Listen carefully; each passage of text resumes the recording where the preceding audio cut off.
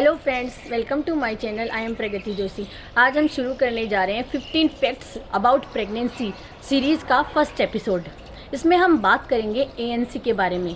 यह एपिसोड मैं शुरू करूं उससे पहले मैं ये बता दूं आपको कि इस वीडियो के लास्ट में मैं आपसे क्वेश्चन पुट अप करूँगी और उस क्वेश्चन का आंसर इस वीडियो में ही होगा और जो लकी विनर होगा उसको मैं गिफ्ट हैम्पर दूँगी। तो आप इस वीडियो को लास्ट तक ज़रूर देखें। नेक्स्ट अपन अब बात करते हैं एएनसी की। अब एएनसी का मतलब होता क्या है? एएनसी मतलब एंटीनेटल केयर। वह केयर जो एक प्रेग्नेंट वुमन को बच्चे के जन्म से पहले 9 महीनों में दी जाती है और यह केयर लेने के लिए महिला को हॉस्पिटल में विजिट करना होता है। इंडियन गवर्नमेंट के द्वारा 4 विजिट निर्धारित हैं। मतलब एक महिला को प्रेगनेंसी के दौरान 4 बार हॉस्पिटल में, कम से कम 4 बार हॉस्पिटल में जाना ज़रूरी है। हम देखते हैं कि ये विजिट कौन कौन से हैं। जो फर्स्ट विजिट आपको करना है वो जब आपका पहली बार महीना नहीं आए तब आपको तुरंत हॉस्पिटल में जाके रजिस्ट्रेशन करवाना है। यदि किसी कारणवश आप तुरंत रजिस्ट्रेशन नहीं करवा सकते हो तो 3 महीने के अंदर अंदर रजिस्ट्रेशन हॉस्पिटल जाकर करवाना है। सेकेंड विजिट आपको कब करना है? आपको प्रेगनेंसी के 4थे महीने से लेकर 6वें महीने में कभी भी हॉस्पिटल जाकर अपना चेकअप करवाना है। थर्ड विजिट आपको कब करना है? यह प्रेगनेंसी के 7वें और 8वें महीने के बीच में कभी भी हॉस्पिटल जाकर कर सकते हैं। और अपन देखते हैं फोर्थ विजिट आपको हॉस्पिटल में 9वें महीने में जाके करवाना होता है। तो हमने देखे कि 4 विजिट आपको कब कब करने हैं। अब हम देखते हैं कि इन 4 विजिट्स के दौरान आपको हॉस्पिटल में कौन कौन सी सुविधाएं दी जाती है और कौन कौन से टेस्ट किए जाते हैं। तो सबसे पहले जब आप हॉस्पिटल में गए तो डॉक्टर्स आपको सबसे पहले एक क्वेश्चन पूछेंगे कि आपका LMP की फर्स्ट डेट क्या थी। मतलब आपका जो लास्ट मेंस्ट्रुअल पीरियड आया था उसके पहले दिन की डेट कौन सी थी।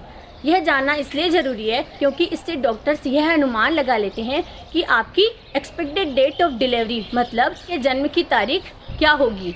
अब आपको डॉक्टर्स इसके साथ ही साथ प्रिस्क्रिप्शन में फोलिक एसिड टैबलेट लेने की भी सलाह देते हैं। फोलिक एसिड टैबलेट आपको 3 महीने तक लेनी होती है।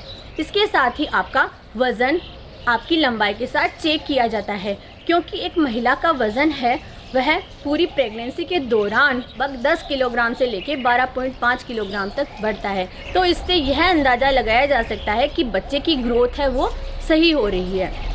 नेक्स्ट आपकी जो BP है वो चेक की जाती है। यह देखा जाता है कि BP ज़्यादा तो नहीं है क्योंकि जब नॉर्मल से हाई BP होती है तो वह बच्चे के लिए सही नहीं होती। नेक्स्ट आपको डाइट, एक्सरसाइज की भी सलाह दी जाती है। ये तो हो गई जनरल क्वेश्चनिंग। नेक्स्ट आपके जो स्क्रीनिंग टेस्ट है वो भी किए जाते हैं। उनमें जो फर्स्ट टेस्ट है वह है यूरिन टेस्ट। यूरिन टेस्ट में आपका यूरिनरी प्रेगनेंसी टेस्ट किया जाता है। इससे यह कंफर्म होता है कि आप प्रेग्नेंट हो।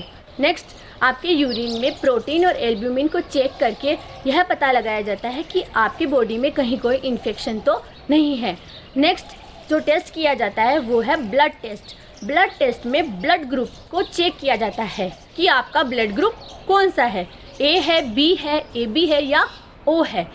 यह इसलिए किया जाता है क्योंकि डिलीवरी के दौरान यदि ब्लड की ज़रूरत पड़े तो ब्लड की तुरंत व्यवस्था की जा सके। नेक्स्ट ब्लड ग्रुप में RH पॉजिटिव और RH नेगेटिव को भी चेक किया जाता है।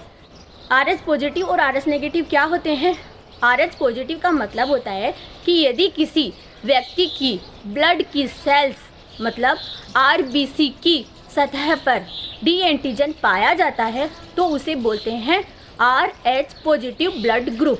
नेक्स्ट यदि किसी व्यक्ति के ब्लड की ब्लड सेल्स RBC पर D एंटीजन नहीं पाया जाता है तो उसे कहते हैं RH नेगेटिव ब्लड ग्रुप। यदि किसी महिला का ब्लड ग्रुप RH पॉजिटिव है तो कोई बात नहीं, परंतु यदि वह नेगेटिव है तो आपको एंटी-D का इंजेक्शन लगाया जाता है।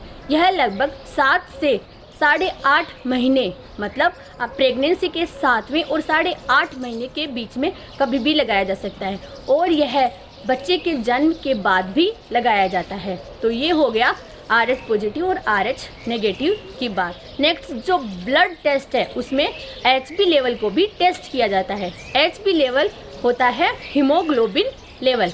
यह एक नॉर्मल प्रेग्नेंट वुमन में कितना होता है, 12 ग्राम पर DL से लेके 16.5 ग्राम पर DL। और यदि यह 10.5 ग्राम पर DL से कम होता है तो महिला एनीमिक होती है, महिला को एनीमिया होता है, तो आपको आयरन फोलिक एसिड टेबलेट लेने की सलाह दी जाती है।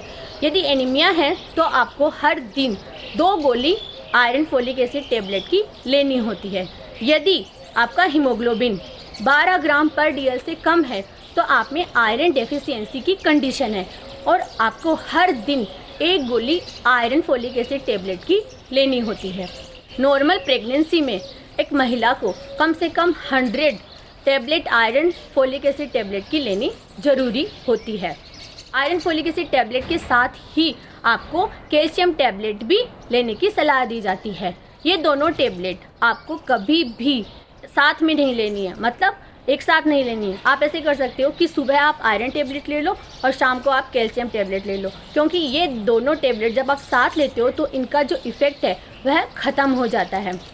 और यदि आप आयरन टेबलेट ले रहे हो तो उससे पहले आप कोई भी खट्टा फ्रूट्स, खट्टा फल खा लो, जैसे मौसमी, संतरा, वो खाते हो तो आपके जो आयरन का एब्जॉर्प्शन है वह इंक्रीज हो जाएगा। आपकी बॉडी में आयरन का एब्जॉर्प्शन इंक्रीज होने से आयरन का पूरा आयरन बॉडी को मिलता है। ये हुई टैबलेट्स की बात और ब्लड टेस्ट की बात। नेक्स्ट है सोनोग्राफी। आपको USG अल्ट्रासोनोग्राफी करने की भी सलाह दी जाती है। अब अल्ट्रासोनोग्राफी क्या होती है? अल्ट्रासोनोग्राफी एक प्रकार की साउंड वेव्स होती है जिससे जो बच्चा है, गर्भ में बच्चा है, उसकी एक पिक्चर तैयार की जाती है। अब यूँ तो अल्ट्रासोनोग्राफी पूरी प्रेगनेंसी भी कभी भी कराई जा सकती है, परंतु गवर्नमेंट के द्वारा आपको कम से कम 2 सोनोग्राफी करवानी ज़रूरी होती है। और ये कब करवानी होती है?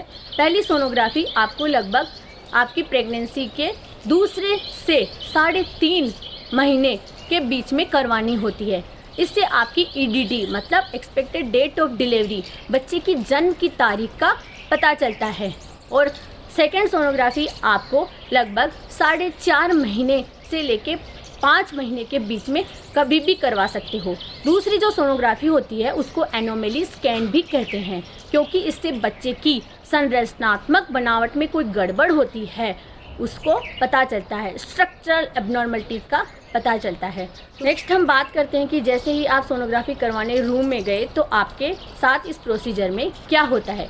इस प्रोसीजर में क्या होता है कि एक जेली आपके पेट पर लगाई जाती है और एक उपकरण को आगे पीछे घुमाकर, जहाँ पर जेली लगाई है वहाँ पर आगे पीछे घुमाकर बच्चे की पिक्चर तैयार की जाती है और वह पिक्चर स्क्रीन पर शो होती है।